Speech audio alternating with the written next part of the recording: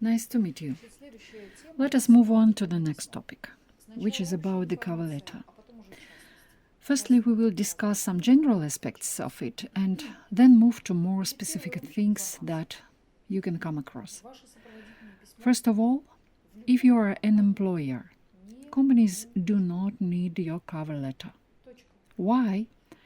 Because all the necessary information is provided in your resume and your long CV. If you seriously aim at matching 100% with the company you are going to work for. Usually in their cover letter, people repeat their information that is already provided in the resume. So it is doubled. It is unnecessary to repeat the same information in different documents. You can say in cover letter simply, I am sending you my resume and a long CV in case you get interested in my resume. You can briefly write, I am looking for a company where I can create something, or your task to find a job. Alternatively, you can take the first 2 points from the short resume structure. So first is section about me, or who I am, and the second, what do I intend to do? What is my motivation? You can repeat those 2 points in your cover letter at most. Nothing else is needed. There is no need to repeat the information about the experience, results, where you were, what you were responsible for, and so on. Why?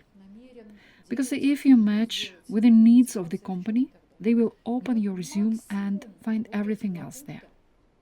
We don't look at cover letters, so that you understand. When recruiters find a person that fits the profile of the position they are searching for, they can quickly scroll the whole document to the and look for the contacts. We don't even want to read the resume. We want to call a candidate straight away because the candidate is of great interest. This is a short answer to the question, what kind of cover letter do we write? Firstly, you don't need it.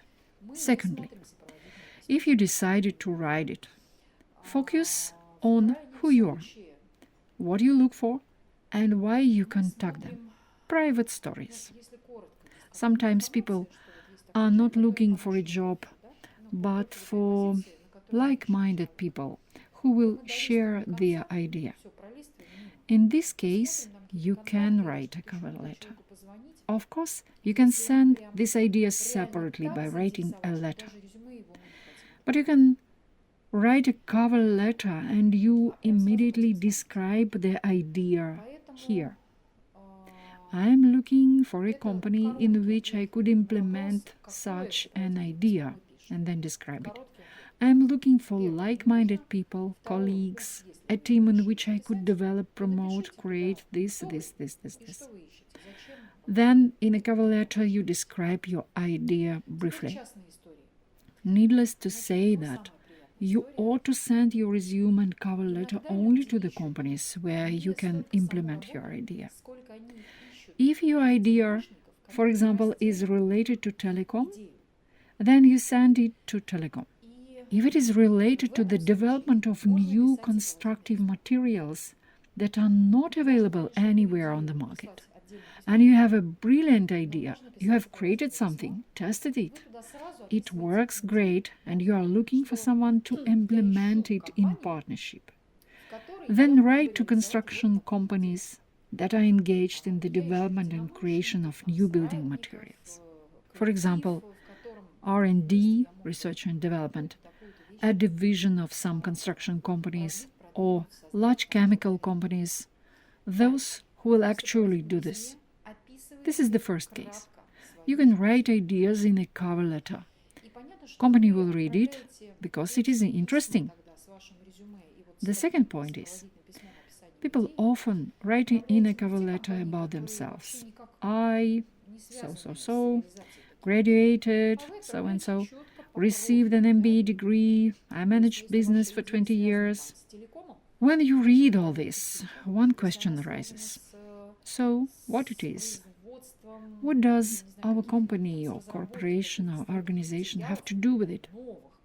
Even if, for example, you still can't clearly formulate your goal, what exactly you want to do and what for, what your aspiration and intention are, then at least write, I would like to be useful in some national business of such a scale by bringing you this experience. Make sure that the tone of your message in the cover letter is aimed at giving back your experience or projects or ideas you want to develop. So in any case you want to make a contribution, and cover letter is your proposal to contribute. After that you write a bit more about it. Every day companies receive dozens of cover letters. Sorry for the following comparison, but it seems that one person writes, I am a peacock with such fluffy tail. And the other person writes, and I am a peacock with another fluffy tail. The third letter is again about a peacock. You see, it's all about I am. If you are interested, call me.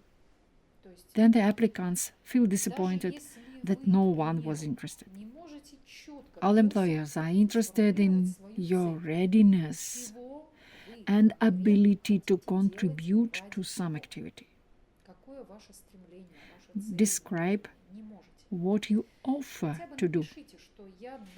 Ideally, you should write it in your resume in your goal section. However, if you haven't formulated it clearly in your CV, you can include it in your cover letter by saying, for example, I want to give all my experience there and there and there. In many cases, people write cover letters with ingratiation.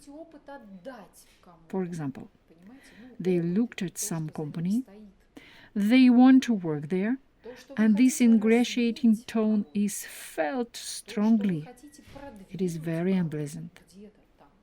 Imagine that I am the HR manager of the company, for example, Toyota, and you want to get into this company, or for example, IKEA, and you start to write in the cover letter that Toyota company or IKEA are the best, they are magical and close to you in terms of spirit and how much you want to work with them. So I'm going to share with you how I feel about it. Such potential candidates remind me of people who stand on their toes stretching out as if on hind legs and say, please hire me, you're so good. But the applicant doesn't know whether they are matching you or not. You can look at the coolest brand, a huge company, a corporation, where everything looks so great, but inside the company is so awful. And you will never know about it from external sources, never. Therefore, it is not necessary to praise them. Imagine an HR manager who understands what a mess they have in the company, reading your cover letter where you praise them, which doesn't correspond to reality. Firstly, it's unpleasant to read. Secondly, it's phoning. They are unpleasant in principle. Thirdly, it's not objective. Fourthly, probably there is a reason they want to get into this specific company. Why do they praise the company? And many why questions will arise in the head of the HR, who will look at such ingratiating cover letter. So it's better not to do this. There could be someone working in this company who has told you objectively about the current situation that they have. In that case, you could get there without sending your resume or a cover letter. Your resume is simply given to someone and they calmly arrange a meeting with you. Basically, you get there privately, called by acquaintance. Or you could find out that they are currently experiencing a severe crisis inside the company. And you write, I am an anti-crisis manager. I can fix the situation that has developed in your company. Then, as a manager or top manager, I immediately have a thought. Wow, somehow information has leaked to the market that there is a crisis in our company. If this crisis is not announced in all the mass media, and nobody knows that the company is going bankrupt, for example, if this is quite private, very confidential, internal information, and then suddenly someone writes a cover letter with confidential information, it will really stress me out. It's a big question whether I will meet with such a candidate. If the candidate has come through one of my colleagues, we have been calmly introduced, and I would have told them myself that we currently need a crisis manager. It's a bad idea to openly write about the internal situation in the company in the cover letter. It is not ethical. Perhaps that's all. There are still a lot of other cases. Do not focus on the cover letter. In 95% of cases, it is unnecessary, and all these particular situations that I mentioned can be from 1 to 5% of all job search stories. Thank you. Have a nice day.